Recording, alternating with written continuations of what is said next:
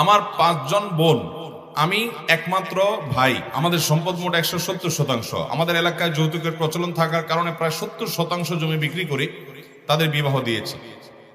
এখন কথা হচ্ছে সম্পদ কিভাবে বন্টন করব। খুব দরকারি একটা প্রশ্ন ভাইরা আমার। বাবা মার সম্পদে ছেলে মেয়ে সবার অধিকার আছে না নাই? কোরআনে আল্লাহ তাআলা সবার অধিকার বর্ণনা করেছেন না? এখন মুশকিল হলো, বোনদেরকে অনেক সময় ভাই বিয়ে দিয়েছে, ভাই বিয়ে দিতে গিয়ে অনেক খরচ করেছে। কথা হলো ভাই তিনি জমি জমা বিক্রি করে টাকা পয়সা দিয়ে বোনকে বিয়ে দিয়েছেন, অথবা বাবা তার মেয়েকে বিয়ে দেওয়ার জন্য অনেক খরচ করেছেন। তাই বলে বাবার সম্পদে, পরিত্যক্ত সম্পদের ভাগ হিসেবে ওই মেয়ে পাবে না, এরকমটি করা যাবে না। কেন যাবে না ভালো করে বুঝেন। একজন বাবার আল্লাহ তাআলা 3টা সন্তান দিচ্ছেন, 3টা ছেলে দিয়েছেন। একটা ছেলের শরীরে এমন একটা রোগ হয়েছে যেই রোগের কারণে লক্ষ লক্ষ টাকা খরচ হয়ে গেছে।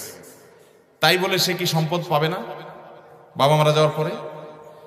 রোগ বালাই বা প্রয়োজনে খরচ করতে হয়, নিরুপায় হয়ে খরচ করা ছাড়া উপায় নাই। সন্তানদের জন্য যেরকম কোনো খরচ করা লাগে, তাহলে এটা বাবার সম্পদ থেকে করতে হবে, এটা বাবার উপরে কর্তব্য।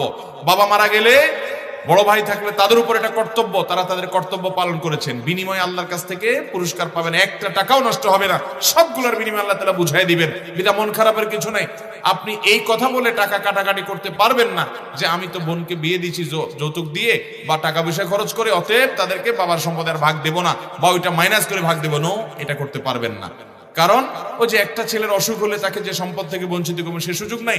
তার জন্য যে খরচ করেছেন, তার অসুখ হয়েছে সেজন্য করেছেন, কিন্তু তাই বলে ওইটা কাটাকাটি করা যাবে, সম্পদের ভাগ ঠিকই দিতে হবে। তবে হ্যাঁ, বোনদের মধ্যে এই মানবতা থাকা উচিত যে আমার ভাই, তার হয়তো আমার কিছু নাই, যা আছে সেখান থেকে আমার জন্য সব খরচ করছে।